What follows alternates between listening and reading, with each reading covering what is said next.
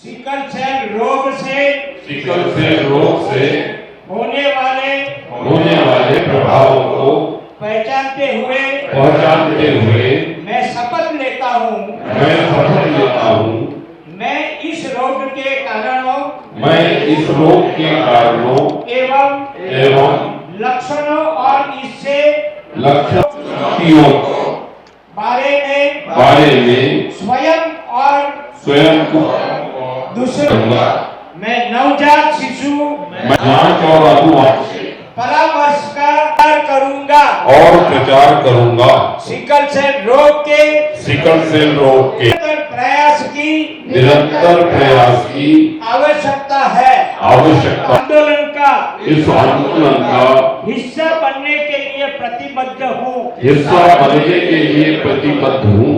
हम सब प्रतिबद्ध है, इतना ही ध्यान में रखें तो बहुत होगा। मैं समझता हूँ।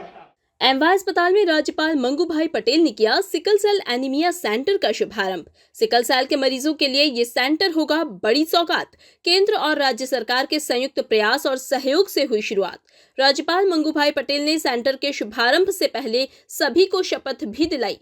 अपने उद्बोधन में राज्यपाल मंगू भाई पटेल ने प्रदेश के सिकल सेल बीमारी के आंकड़ों पर भी प्रकाश डाला। एमवाय अस्पताल में अधीक्षक डॉक्टर अशोक यादव ने सिकल सेल एनीमिया सेंटर की उपयोगिता बताई, साथ ही गर्भवती महिलाओं के लिए किए जा रहे प्रयासों पर भी जानकारी दी।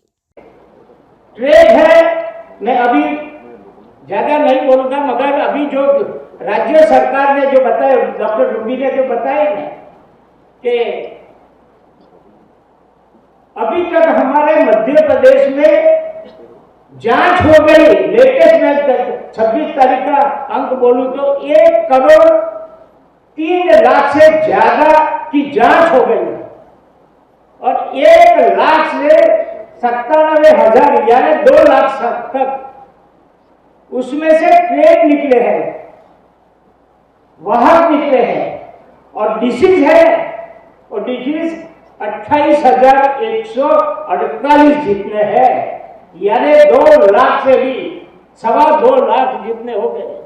मैंने अभी यहाँ बताया भी कि ज्यादा कहाँ है, वो भी मैं आपको बताऊं तो ये इंदौर से नजदीक बहुत से लोग है। बड़वानी में जो ट्रेड है 21,697 यानी 22,000 समझो, और डिसीज वाले जो है वो 3,662 है। दूसरा नंबर है वो अनूपपुर है, अनूपपुर में 18,975 यानी 19,000 है, और डिसीज वाले है 3,287। तीसरा नंबर है मंडला में है 23,985 यानी 24,000 समझो, और डिसीज वाले है करीब 2894 यानी 2900 है। चौथा नंबर जो है डिंडोरी में 16,000 ट्रेड है और 2568 यानी 2600 जितने डिसीज वाले हैं। ऐसे में बताऊं तो सारा बताया ना कि 1,97,000 जितने डिसीज ट्रेड है और 28,148 जितने रोगी यानी सीधे उनको रोग है। मैं समझता हूँ पेशेंट, यहाँ भी मैंने बोला है कि सब बच्चे को कोई जब अनुभव भी बोले कि क्या उसको दिक्कतें आती है, ये माँ बाप में होगा। मैंने जो डोनर की बात बोलता है ना, पेरेंट्स है क्या, माँ बाप में है तो बच्चे में आने वाला है। ये हमारे महाराजा यशवंतराव चिकित्सालय एमजीएम मेडिकल कॉलेज में केंद्र सरकार और राज्य सरकार के सहयोग से एक centre of competency sickle cell anaemia के लिए बना है, और हम बड़े आभारी हैं हमारे राज्यपाल महोदय, मंत्री उइके साहब का, सावित्री ठाकुर मैडम का, हमारे सांसद और विधायक सभी लोगों का कि वो आए और आज हमारे उस सेंटर का इनॉग्रेशन किया और उनकी सारी सुविधाएं और दी जाने वाली फैसिलिटीज़ के बारे में अवलोकन किया। और वो अत्यंत प्रसन्न हुए कि हम एक state of art blood bank और सेंटर ऑफ कॉम्पिटेंसी में काम कर रहे हैं। उसकी जितनी भी हमारे पास सुविधाएं थी उन सब से उन्होंने मुखातिब हुए, चीज़ों को समझा और एक यहाँ एक शपथ ग्रहण समारोह भी उन्होंने। सेंटर में किस तरह की सुविधा रहेगी? इस सेंटर में हमारे पास 2 तरह की फैसिलिटीज़ हैं। एक तो जो एनीमिया के पेशेंट आते हैं उनको हमें उच्च गुणवत्ता वाला रक्त प्रदान करना है और हमारे जो ब्लड बैंक है उसमें वर्ल्ड क्लास की फैसिलिटीज़ हैं। ल्यूको रिड्यूस्ड, इनरेडिएटेड और नेट टेस्टेड ब्लड हम उनको प्रदान कर रहे हैं ताकि उनको लाइफ में ब्लड ट्रांसफ्यूजन के कारण किसी तरह की कोई बीमारी उत्पन्न नहीं हो।